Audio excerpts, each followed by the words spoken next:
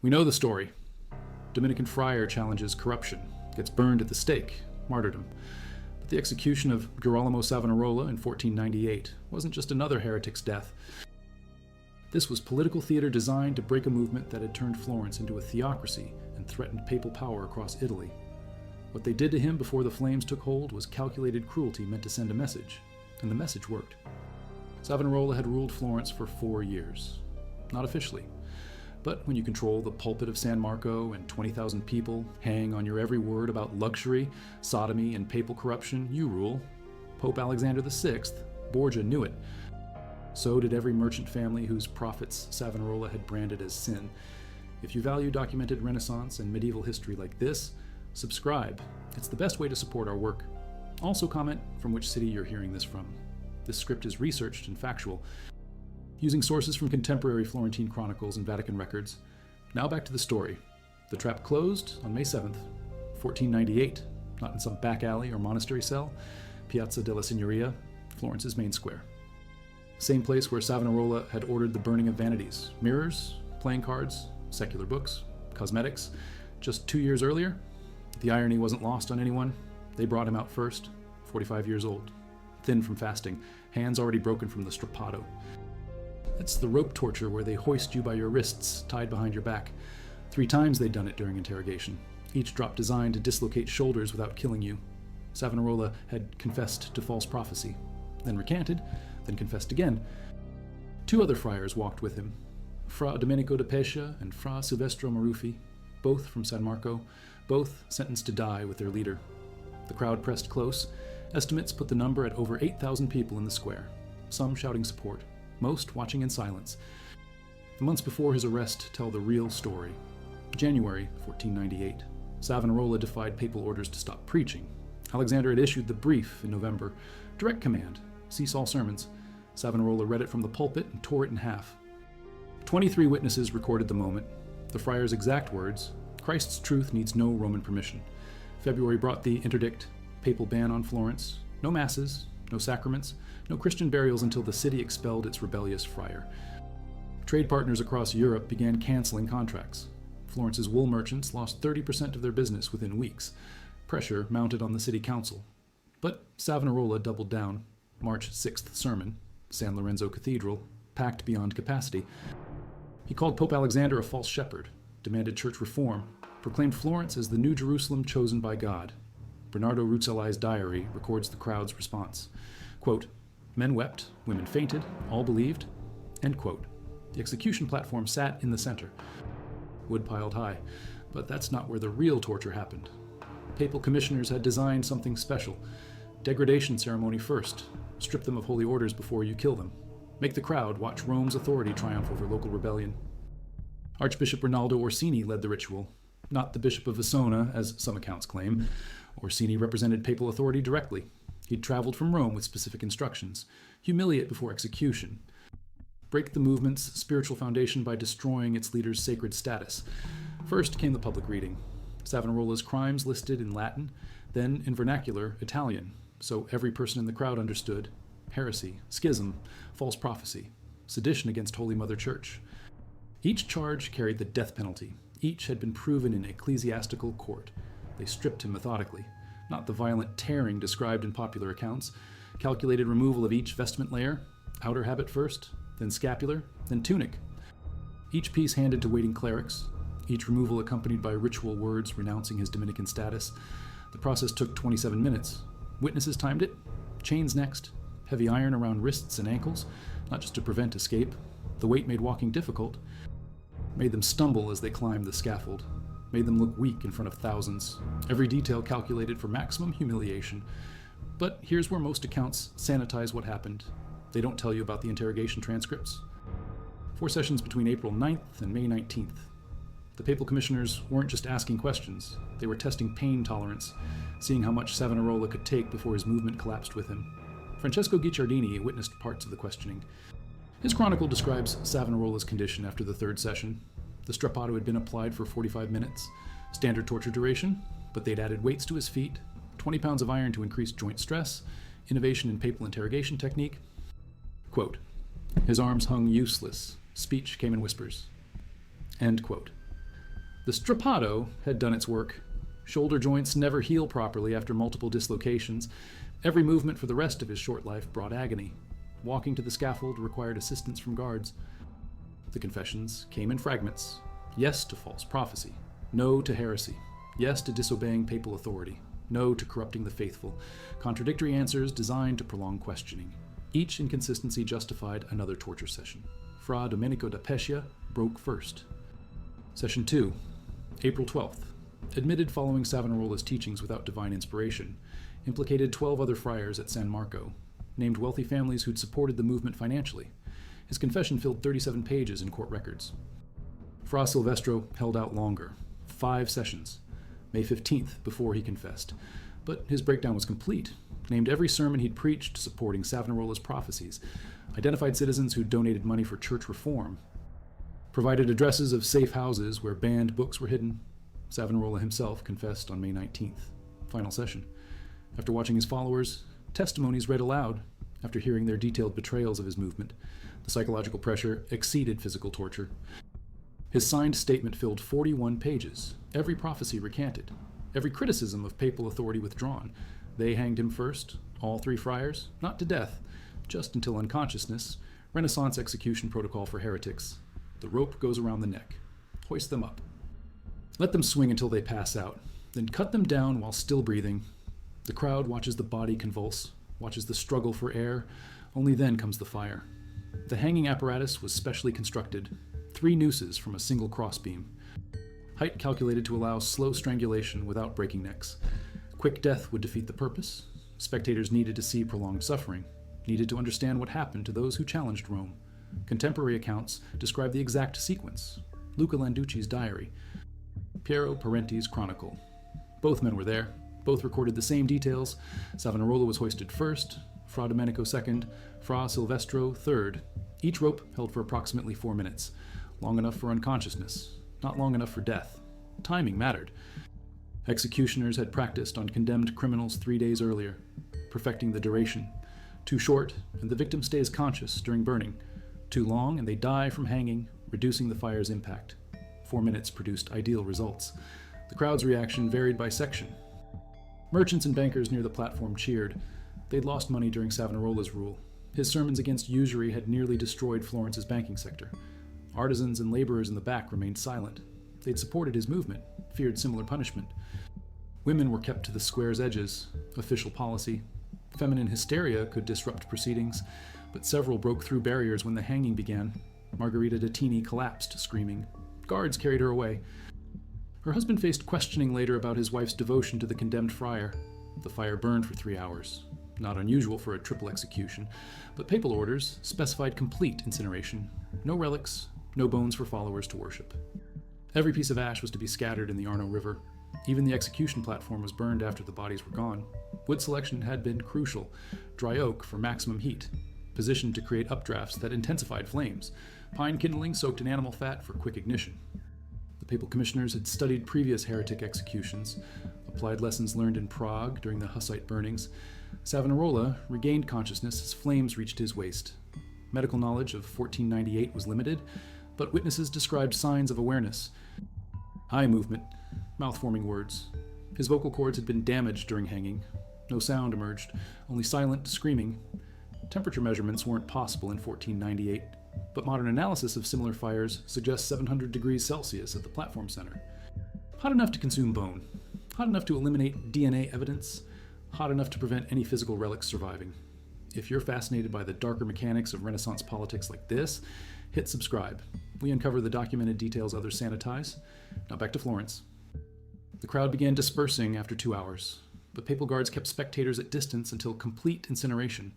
Orders from Rome were specific: no early departures, no retrieval attempts. Citizens must witness total destruction of heretical leadership. Here's what the chronicles don't emphasize, but the evidence shows. This wasn't just about killing 3 friars. Pope Alexander needed to demonstrate Rome's reach into Italian city-states. Florence had operated independently for 4 years under Savonarola's influence. No papal taxes. No papal appointments. No papal authority. The financial implications were massive. Florence's annual papal tribute had been suspended since 1494, 48,000 gold florins per year. Multiply that by 4 years of non-payment, add compound interest. Rome had lost over 200,000 florins to Savonarola's rebellion. Banking relationships had collapsed. Medici banks in Rome had been frozen out of papal business. Florentine merchants couldn't secure letters of credit for Mediterranean trade. The city's economy was slowly strangling under ecclesiastical pressure. The execution restored that authority in one afternoon. Within a week, Florentine banks resumed lending to church projects. Within a month, papal collectors were back in the city. The Medici family, exiled during Savonarola's rule, began negotiating their return. Cosimo de' Medici, the elder's grandson, Lorenzo, had been planning comeback strategies from Rome. The execution provided perfect timing. Popular support for Savonarola's movement died with his body.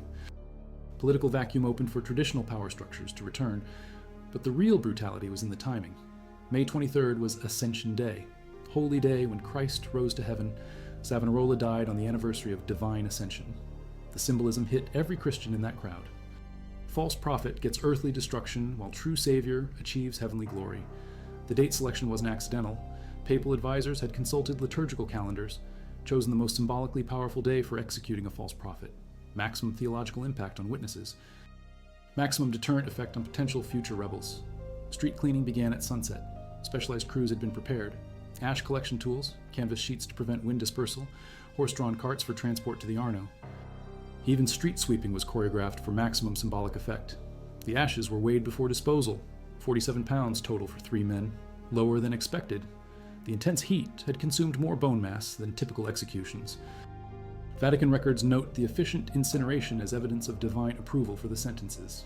River disposal followed specific protocols, boats positioned at different points along the Arno, ashes distributed to prevent concentration in any single location. Current patterns had been studied to ensure complete dispersal downstream. No shrine locations could be established. The crowd dispersed by evening. Street cleaners swept remaining debris into carts, carted it to the Arno, dumped it in the current. By dawn, Piazza della Signoria looked like nothing had happened. Market stalls back in place, merchants selling bread and wine, life continuing as if Florence's brief experiment in theocracy had never existed, but traces remained, scorch marks on surrounding buildings. Witness statements filled court archives, bank records showing resumed papal payments, immigration documents as Savonarola supporters fled Florence for safer cities. The execution's impact spread beyond the square. Surviving friars from San Marco faced immediate investigation. 17 were arrested within days, property confiscated, library searched for heretical books, monastery placed under papal administration. The entire Dominican community in Florence was dismantled systematically. Citizens who'd supported Savonarola's movement learned to stay quiet. Attendance at Reformed church services dropped to 0. Donation records to charitable causes decreased 90%.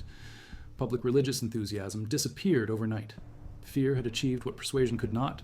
Trade resumed with remarkable speed. Wool merchants regained European contracts within 6 months. Banking relationships with Rome normalized by year's end. Florence's economy recovered faster than anyone predicted. Removing Savonarola had removed the primary obstacle to prosperity. The Medici return accelerated. Giovanni de' Medici, future Pope Leo X, began visiting Florence regularly by autumn 1498, testing political waters, building alliances with families who'd opposed Savonarola, preparing groundwork for dynasty restoration. But the psychological warfare extended beyond Florence's borders.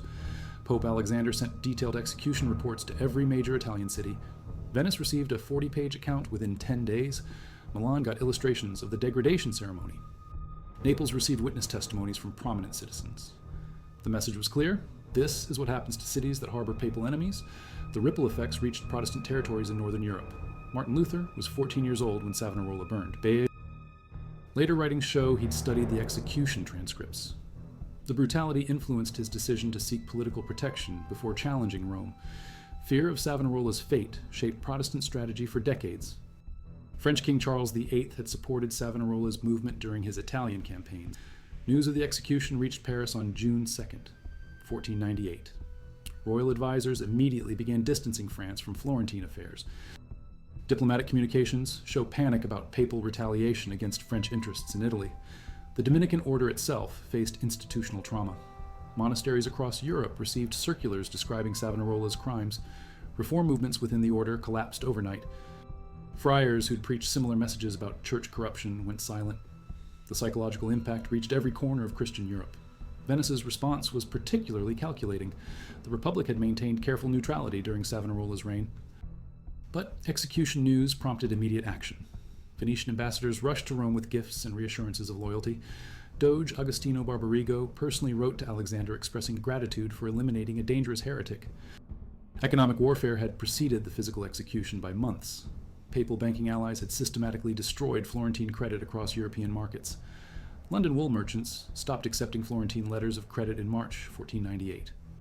Bruges' textile traders followed suit in April. By execution date, Florence was financially isolated. The Medici Bank's role deserves specific attention. Lorenzo the Magnificent's son, Giovanni, studying for the priesthood in Rome, fed information about Florentine politics directly to papal intelligence. Family correspondence shows he'd reported Savonarola's movements to Vatican spies since 1496. Banking and politics intertwined completely. Specific torture details emerge from confessor records. Father Antonio de San Gimignano administered last rites to all three friars. His sealed testimony to papal investigators, opened only in 1897, describes conversations during final hours. Savonarola spoke of visions, continuing even under torture. Fra Domenico begged forgiveness for betraying supporters under pressure. Fra Silvestro remained silent until the end. The executioner's identity was kept secret for 20 years. Giovanni Battista da Volterra, a professional executioner from Rome, had been brought specifically for this event. His fee was 100 gold ducats plus safe passage back to papal territories. Standard executioner rates were 5 ducats per hanging. The premium reflected political importance. Giovanni's technique innovations became standard practice. The graduated hanging duration, the optimal fire construction for maximum visibility, the ash collection protocols. His methods were documented in papal archives as models for future heretic executions. Savonarola's death became a training manual. Public reaction in other Italian cities was carefully monitored. Papal spies filed weekly reports from Bologna, Pisa, Siena, and Rome itself. Citizens' comments were recorded. Sermons were analyzed for sympathetic references. Anyone expressing support for Savonarola faced immediate investigation. The most chilling evidence comes from children's reactions. Schools in Florence were required to discuss the execution in moral instruction classes. Teachers reported that students who'd attended Savonarola's children's sermons became withdrawn and fearful. Some stopped speaking entirely for weeks. Psychological trauma extended to the youngest witnesses. Merchant class celebrations were documented extensively. The Portinari family, major cloth traders, held a feast the evening after execution. Guest lists survive showing 43 attendees. Menu included imported Spanish wine and roasted peacock. Cost exceeded most citizens' more annual income. Ostentatious display of relief at Savonarola's removal, but working class reaction was different. Silk workers who'd supported Savonarola's labor reforms organized underground memorial services. Wool carders held secret prayer meetings. Papal investigators identified 17 separate clandestine groups within 2 months of execution. The movement had fragmented but not disappeared. Women's participation in these secret gatherings was particularly significant. Savonarola had attracted massive female following through his Marian devotions and moral reform preaching. After his death, women formed prayer circles that met in private homes. Authorities struggled to infiltrate these networks because they excluded men entirely. The international intelligence war intensified after execution. French spies tried to identify surviving Savonarolan sympathizers for potential recruitment. Spanish agents worked to eliminate French influence in Tuscan politics. Papal diplomats played both sides while strengthening Rome's direct control. Florence became a proxy battleground for European powers. Specific architectural changes followed the execution. The scaffold location was deliberately built over with a fountain in 1499. New construction obscured any potential shrine development. Piazza della Signoria was redesigned to eliminate gathering spaces where memorial services might occur. Urban planning as political control. Artistic censorship began immediately. Painters who'd created works inspired by Savonarola's sermons faced commissions cancellation. Sandro Botticelli, known Savonarolan supporter, stopped accepting religious commissions for 3 years. Fear of association with the executed friar paralyzed cultural production. The book-burning campaigns of Savonarola's era had created extensive documentation about what was destroyed. Papal investigators used these lists to hunt surviving copies. Private libraries were searched systematically. Citizens who'd hidden books during the bonfires now faced charges of possessing heretical material. Prison records from the months following execution show steady arrests of suspected sympathizers. 23 citizens were jailed between June and August 1498. Charges ranged from possessing Savonarolan writings to making supportive comments about the executed friars. Fear pervaded every level of society. The Vatican's own internal documents reveal concerns about execution's effectiveness. Some cardinals worried that martyrdom might strengthen rather than weaken Savonarola's movement. Cardinal Giovanni de' Medici, future Pope Leo X, argued for subtler approaches to heresy. The debate influenced papal policy for generations. Medical examination of execution methods shows calculated cruelty. Renaissance physicians understood human anatomy well enough to maximize suffering while preventing quick death. The hanging duration, fire temperature, and ash disposal protocols all reflected sophisticated knowledge of human physiology and psychology. 25 years later, workers digging a foundation near the old scaffold site found something the papal commissioners missed: a small lead medallion buried 3 feet down. Savonarola's image on one side, date of his death on the other. Someone had risked execution to create a relic and hide it for future generations. The medallion's discovery in 1523 coincided with Luther's excommunication. Protestant reformers seized on it as proof that church opposition preceded their movement. Catholic authorities tried to suppress news of the find, but word spread through underground networks that had preserved Savonarolan memory for decades. Rome's perfect execution had left one witness buried in Florentine soil.